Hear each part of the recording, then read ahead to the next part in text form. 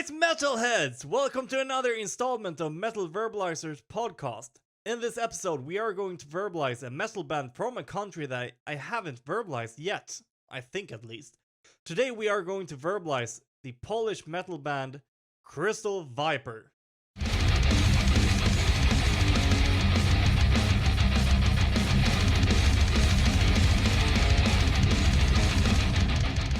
Crystal Viper has been in it for a while now, and according to their homepage, they do have their 10-year anniversary this year, which we here on Metal Verbalizers are congratulating a lot. They started back in 2003 by Marta Gabriel. I don't really know how she pronounced her name, but anyways. At this point, the band was just a project and featured some other musicians whom she recorded some studio demos with and played some local shows and that sort of stuff. The first official lineup came in 2006, and at this point and until 2009, the band was a 4-piece band in the studio but a 5-piece on stage. This is something that I can respect. The thought of not wanting to have a guitar backing track and that sort of thing when playing live shows. This might be because I play guitar myself, but I still think that it is a good thing to have that mindset of what you see is what you get, and there is a lot of that with the Crystal Viper. After 2009, Marta took over the position of the rhythm guitar herself and played while singing. That is something that has impressed me a lot because I think that it is very hard to sing and play at the same time.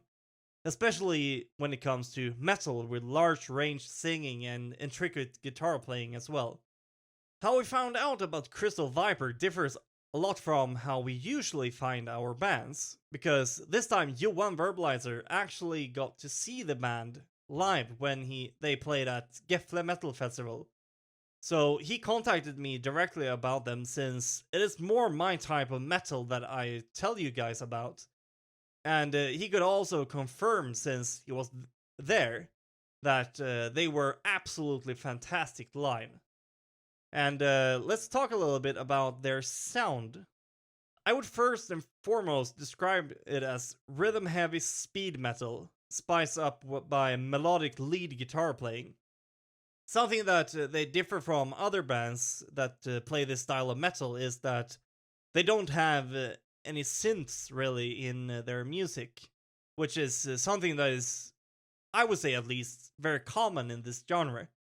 It seems like it is only in their ballads that has got some pianos in them and maybe some church-style organs as well and that sort of thing, but not in their like heavier regular songs, if you could call it that. Something that caught my attention as well is that they have been quite consistent with their sound through the years. It might sound a bit different from album to album, but that, as far as I would guess, is because of different producers maybe, and also it might have to do with that they have had some different members over the years that are comfortable with different amps and that kind of thing, different gear. The last mentioned is probably going to have the biggest impact on the sound, but either way it feels like they have had basically the same approach to writing over the years. Another guess is that Marta might write a lot of the riffs herself. It would be interesting to hear a little bit more about how they go about writing new music. See if we can confirm what I'm saying here or deny it. I think that it is time right now to have a look at the actual music that has been released from the band, and there's quite a bit actually. We're going to start at their album from 2010 that is called Legends. This is a fast-ripping album with songs like The Ghost Ship, Goddess of Death, and A Man of Stone. Next release came in 2012 and was called Witch's Mark. This is a single that hits you in the guts with power and speed. Of course, it has beautiful supporting track called Banshee.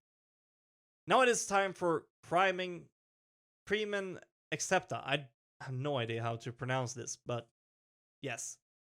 This one was also released in 2012 and blasts off with the single that we've just talked about. Then you got songs like Cream and Accepta, The Spell of Death, and Ghost of Sherwood.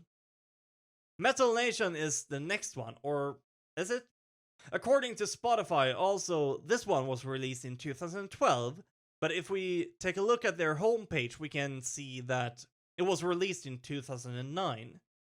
One reason for this might be because the Spotify version is a deluxe version. It is not impossible that the deluxe version was released in 2012. Either way, songs you will find in this album is Metal Nation, Her Crimson Tears, and Agents of Steel. The next one is a deluxe version as well, so I'm unsure about the release date for that version, if that's true or not, but the original version of the album was released in 2007, and it was their official debut album as I understand it. In this masterpiece, you will find songs like Night Prowler, The Lost Axeman, and Demon's Dagger. 2013, they released Possession. In this album, you got songs like Fight Evil with Evil, We Are Many, and Thunder Steel. Then we have the next one, which is a single released in 2016 called The Witch is Back. The single was later featured on the album Queen of the Witches, that was released in 2017. The single is starting off the album and is joined by songs like When the Sun Goes Down, Burn My Fire Burn, and See You in Hell. Time for an EP. This one is called At the Edge of Time.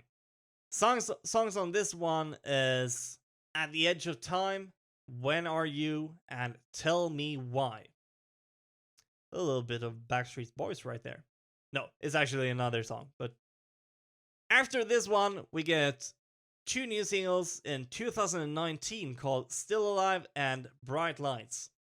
What better than featuring the singles on one of the band's absolute best albums called Tales of Fire and Ice, released the same year, obviously. Together with the singles, you will find songs like Crystal Sphere, Never Ending Fire, and Under Ice. In 2020, they are once again teasing us with a fantastic track called The Cult. This one is later featured on the album released in 2021, named after the said single. Other songs you will find on this album is Whispers from Beyond, Forgotten Lands, and Lost in the Dark. 2022, they gave us an EP called The Last Axeman. This EP features a re-recording of their song The Last Axeman, but also they are ending the EP with some studio live versions of some of their songs. These live takes, I think, are maybe the ultimate way of recording music. You really get the best of both worlds right here, because you get this sound quality that you get in the studio, but also the fun and genuinity of playing live. With that said, I love that they have made these versions. Now we have reached 2023 and their last release as of now. But this release is very much teasing for more releases. Might it give the name to the next album? When will the next album be released? The questions are clear, and we don't know when we will get the answers. In 2023, they have released a single version of their song In the Haunted Chapel. I think that it would be perfect name for an upcoming album, and if we follow the trend, my guess is that we could see another album released next year in 2024. But now that we have gone through all of their releases, it is time for my little segment that I like to call Erik's Top 5. These songs from the band is a few of my tips of where you can start when listening to Crystal Viper. The order of the songs aren't important. Number 1, Still Alive, from Tales of Fire and Ice. Number 2, When Are You from At the Edge of Time. Number 3, Metal Nation from Metal Nation. Number 4, Night Prowler from The Curse of Crystal Viper. Number 5, The Cult from The Cult. This was my list of some of my favorite songs from Crystal Viper. There are many more fantastic songs from the band. And now I would like to hear about your favorite songs from the band. We would love to hear about your own top 5 lists on our social medias. Do you agree with my list, or do you have other songs that you feel like would have been better on the list? As of right now, they are on tour, as I understand it, together with Wolf, Kill Ritual, and Cyberstrike, headlined by Raven. And like I mentioned before, it was thanks to them playing live that we discovered Crystal Viper. I think that Crystal Viper, among other bands, really are going to be the future of metal. And I guess that's sort of why we do this podcast as well. But on that note, I think it is time to start to wrap things up. If you feel like you might enjoy the ear candy that has been produced by Crystal Viper, don't hesitate to have a listen to their music, and I personally think that a wide variety of listeners might like Crystal Viper, because some speed metal can be liked by people that like thrash, classic heavy metal, or maybe even power metal fans. Speed metal is a very wide genre, so I would absolutely say that give Crystal Viper a chance, and I don't think you will be disappointed. If you like Crystal Viper, make sure to go and follow them on their social media. This will help them to reach out to more new people. And also, you will have the chance to get updates on what the band is up to next. And if you like what we are doing here on Metal Verbalizers, bringing you new awesome bands to listen to, don't forget to give us a follow as well, so that you stay updated on what band we are going to verbalize next. Sometimes we even speak to the bands as well as and dive deeper into the bands and what hides behind the music. Sometimes the bands also come on the podcast and tell stories about their experiences from the road.